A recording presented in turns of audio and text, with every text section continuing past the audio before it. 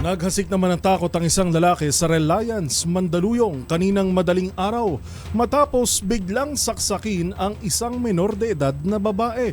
Nang tanungin naman sa kanyang motibo, tikom ang bibig ng sospek. Nagbabalik si Edniel Parosa.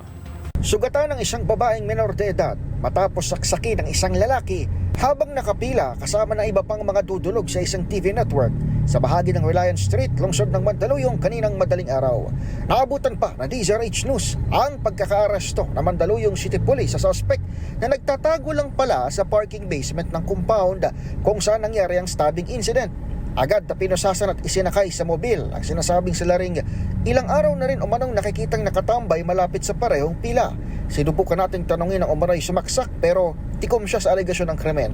Batay sa inisyal na impormasyon, bagong pila lamang ang biktima kagabi nang saksakin ng suspect bandang alas 3 ng umaga.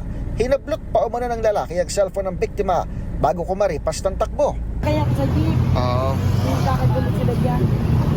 Tumakbo yung lalaki ba? So medyo matagal na rito yung Mga dumali. 4 na linggo po siguro, isang buwan po, gano'n. Pag ganun, mga gano'n na. Diyan lang po siya. Pero yung biktima, Ang biktima po ay, yun po ay, Bago lang yung biktima eh. bago lang po dito eh. Sa update ay binigay ng Eastern Police District, stable na ang kalagayan ng biktima. Nagpapatuloy naman ang investigasyon sa naturang kaso.